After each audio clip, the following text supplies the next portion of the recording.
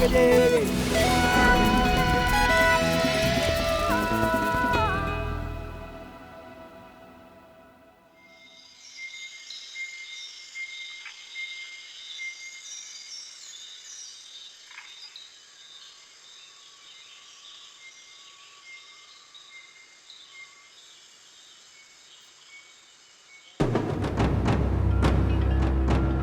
Pocos años después del descubrimiento de América, se inicia el tráfico de esclavos con el Nuevo Mundo.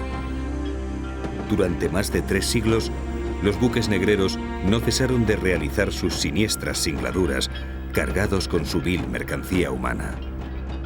Millones de personas fueron capturadas en África y vendidas en América.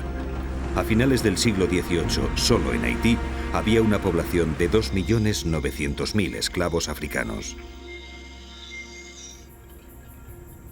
A partir de 1697, Haití pasa a ser una posesión francesa y pronto se convierte en la primera productora de azúcar de América y también en uno de los lugares con más esclavos del mundo.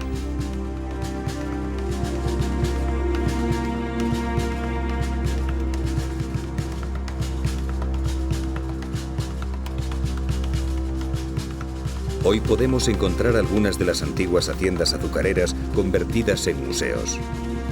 Enormes alambiques para destilar el ron, prensas donde se extraía el jugo de la caña y depósitos elevados donde se guardaba el fruto del trabajo que realizaban los esclavos a golpe de látigo.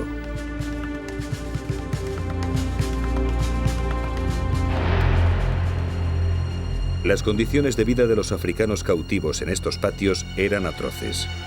Después de sufrir las penalidades de un viaje donde morían habitualmente el 20%, llegaban a las subastas extenuados y enfermos. Las familias eran separadas y sus miembros vendidos a diferentes colonos. Padres e hijos nunca volvían a encontrarse.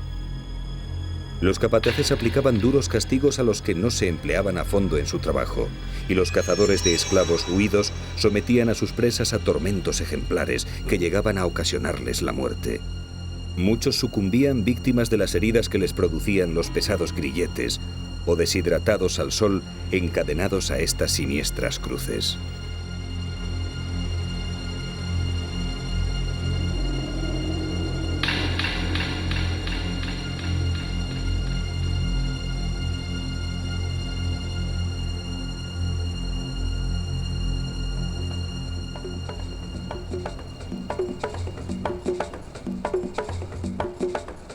Cabo Haitiano era el punto donde los negreros solían desembarcar su mercancía de ébano, como llamaban a la carga maloliente de esclavos moribundos que superaban el viaje.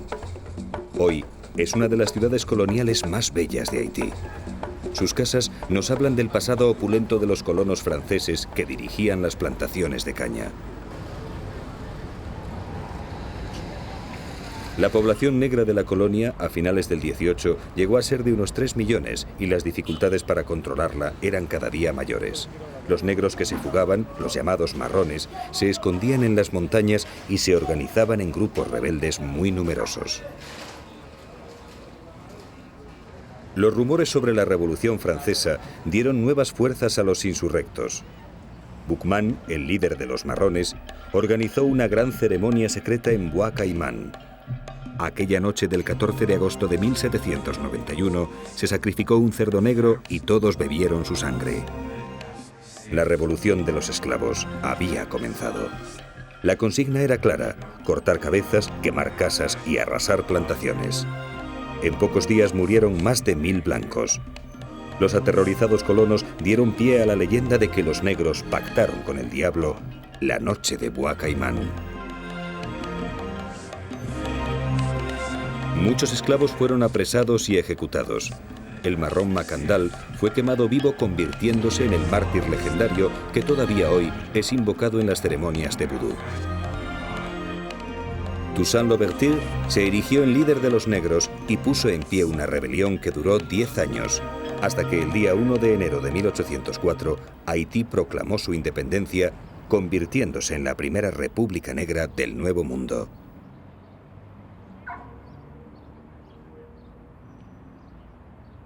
Dos años después, el general Henri Christophe se proclamó rey y construyó la Citadel en el norte, mientras que el mulato Pétion se hizo con el sur. La construcción de esta colosal fortaleza para defenderse de los franceses, que nunca volvieron, duró 14 años.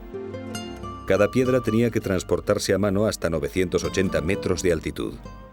20.000 personas murieron en su construcción. Cuenta la leyenda que Christophe mandaba empalar en los enormes muros de la ciudadela a aquellos que se negaban a trabajar.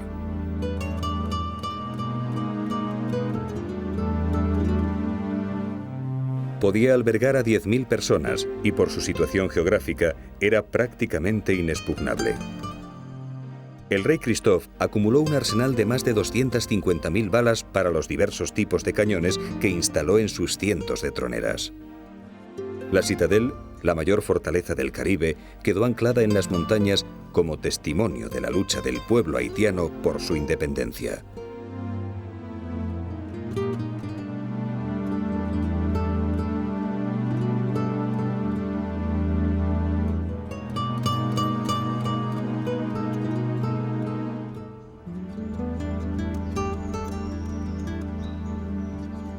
El paisaje del norte choca con la idea de aridez que se puede tener de Haití.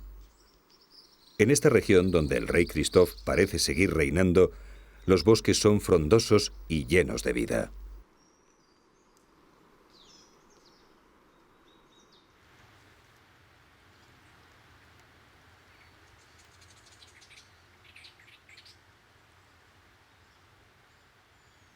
Cerca de la Citadel, Christophe se hizo construir el Palacio de Sanssouci, a imagen del de Federico II de Prusia.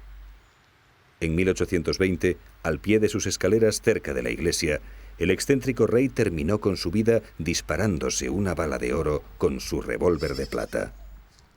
Había reprimido excesivamente a sus súbditos, que se sublevaron forzando su suicidio.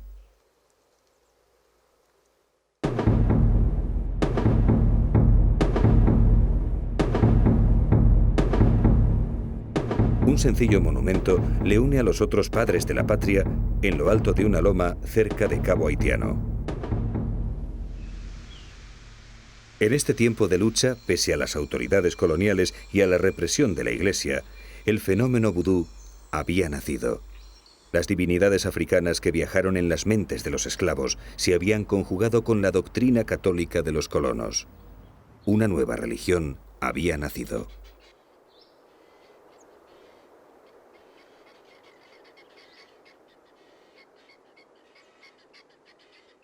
Con las banderas que representan las diferentes tribus de los antepasados, los lacus, o monasterios vudú, se encuentran diseminados por todo el país. Suelen estar ubicados en los lugares donde se escondían para orar los antiguos esclavos que huían de las plantaciones.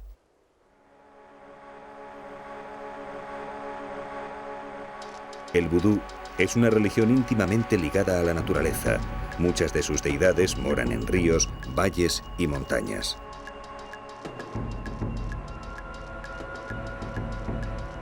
Hay muchos escenarios naturales que son verdaderos santuarios. Los devotos se retiran a estos lugares para meditar y encontrarse con sus lua o espíritus familiares y con las principales fuerzas del universo. Observatorios espirituales que facilitan la comunicación con el más allá.